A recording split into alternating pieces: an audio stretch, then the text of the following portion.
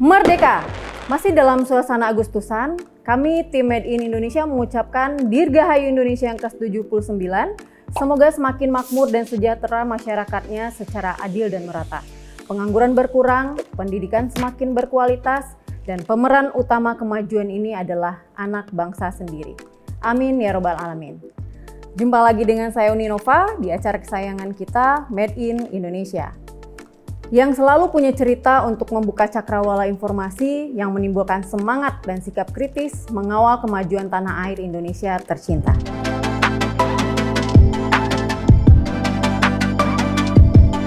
Hari ini kita akan membahas tentang kolaborasi UMKM dengan perusahaan besar dalam program TKDN tingkat komponen dalam negeri.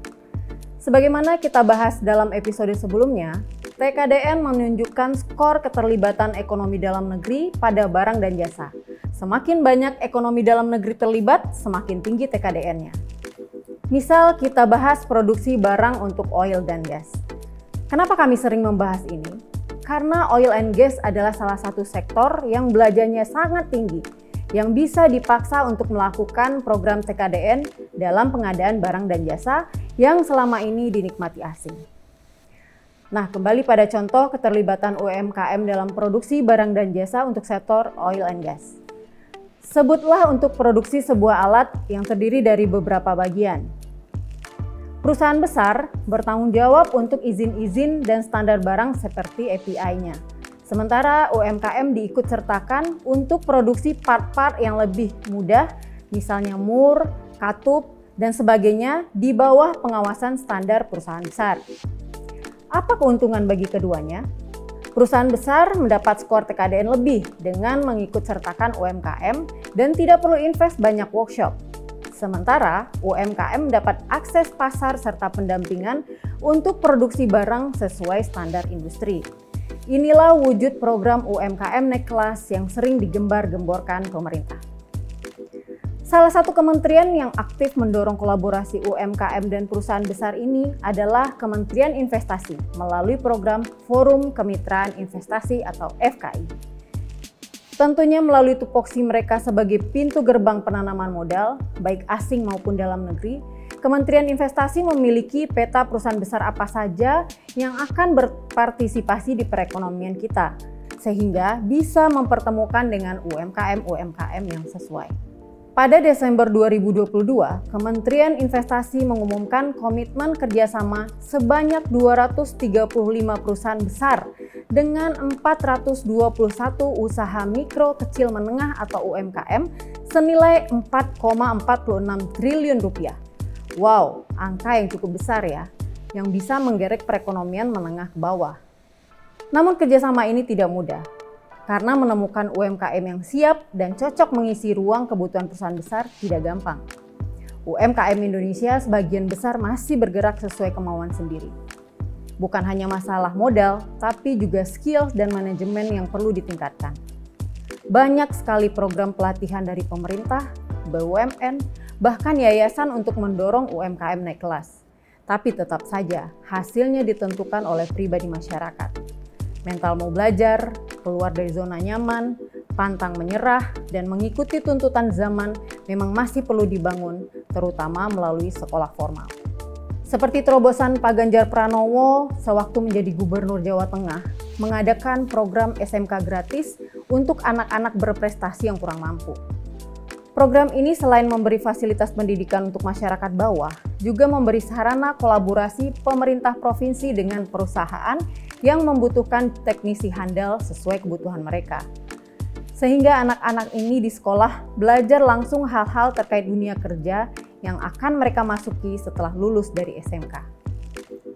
Tidak seperti SMK kebanyakan di Indonesia, di mana anak-anak masih didominasi oleh pelajaran teoritis yang terkadang tidak sesuai dengan dunia kerja.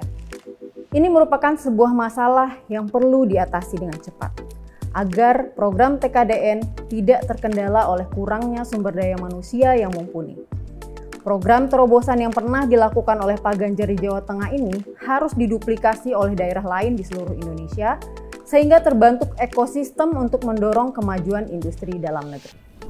Anak-anak bisa diikutsertakan dalam program magang di dalam dan luar negeri, untuk menambah skill dan wawasan mereka, dan ketika lulus dari SMK, mereka tidak lagi kebingungan harus kerja apa, di mana, yang menambah angka pengangguran.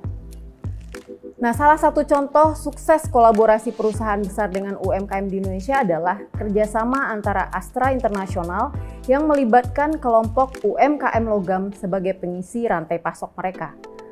Kolaborasi tersebut mampu meningkatkan standar kualitas dan utilitas produksi UMKM yang punya manfaat ekonomi untuk kedua belah pihak, baik Astra maupun UMKM. Nilai TKDN barang produksi Astra meningkat, sementara UMKM logam mendapat pasar yang lebih besar diiringi peningkatan kualitas produksi.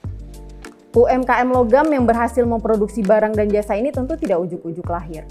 Perlu proses mulai dari menumbuhkan awareness masyarakat akan peluang, adanya pelatihan yang bisa mendorong masyarakat yang tertarik di bidang industri logam untuk memulai usahanya, pemberian modal usaha, hingga pembinaan agar usaha berjalan terarah dan sesuai kebutuhan pasar. Nah, proses ini seringnya dimulai oleh lembaga pendidikan yang nirlaba. Sebagai salah satu contoh adalah program pengabdian masyarakat Institut Teknologi Bandung jurusan Teknik Mesin. Mereka turun ke daerah 3T, yaitu daerah tertinggal, terdepan, dan terluar, memberikan pelatihan terkait mesin untuk memecahkan permasalahan sehari-hari, serta membuka usaha seperti yang kita bahas di atas. Bayangkan, ada sebuah desa di Nusa Tenggara Timur yang salah satu mata pencariannya adalah bertani, memiliki kendala untuk perbaikan mesin traktor dan mesin lainnya karena jauhnya akses ke bengkel. Kondisi inilah yang mendorong teman-teman dosen teknik mesin dan mahasiswa ITB turun ke lapangan untuk melatih agar mereka minimal bisa memperbaiki mesin mereka sendiri. Syukur-syukur ada yang kemudian bisa membuka usaha UMKM terkait permesinan. Sehingga ketika suatu saat nanti ada potensi manufaktur yang berkembang di daerah tersebut, investor tidak dipusingkan lagi oleh rantai pasok barang dan jasa akibat ketidakmampuan sumber daya manusia setempat. Kemudian masih dari program pemberdayaan masyarakat ITB Fakultas Teknik Mesin di Nusa Tenggara Timur, yaitu menciptakan alat untuk pengupasan kemiri agar bernilai jual lebih tinggi. Selama ini, petani menjual hasil panen pada pengepul dalam kondisi utuh belum dikupas, yang tentu saja harganya murah. Petani memiliki keterbatasan dalam pengupasan kemiri ini karena dibutuhkan alat dengan kecepatan dan tekanan yang sesuai, agar kemiri terkupas sempurna. Lalu lahirlah bantuan dari teman-teman teknik mesin ITB yang membuat petani tersenyum mendapatkan pendapatan lebih dari yang selama ini mereka peroleh. Dan kita bisa berharap ada pengusaha-pengusaha daerah yang lahir di sana untuk mengkoordinir petani-petani memanfaatkan mesin yang diciptakan oleh teknik mesin ITB tersebut sehingga lahir UMKM yang bisa memasok kemiri langsung ke industri. Masih banyak cerita di lapangan tentang masifnya gerakan untuk mendorong masyarakat lebih berdaya dan UMKM naik kelas. Walaupun kendala dan permasalahan juga tidak sedikit. Tapi adanya program TKDN memberi peluang untuk seluruh masyarakat Indonesia berperan aktif menikmati kue perekonomian yang selama ini dikuasai pengusaha besar bahkan asing. Memang masih saja ada kendala-kendala seperti akses yang tidak terbuka luas, nepotisme, permainan-permainan tidak fair, tapi itu semua bisa kita komunikasikan agar ditemukan solusinya. Karena bagaimanapun, industri besar butuh partner UMKM mumpuni untuk meningkatkan angka TKDN-nya. Tetap semangat, kita songsong masa depan yang lebih baik melalui program TKDN. Hingga tercapai cita-cita para pahlawan, menjadikan Indonesia negara yang adil dan makmur. Jika kamu punya info dan keluhan terkait peran serta dalam industri dalam negeri, silahkan tuliskan di kolom komentar. Kita cari solusinya bersama-sama. Sampai jumpa di episode berikutnya. Ayo jadi produsen di negeri sendiri.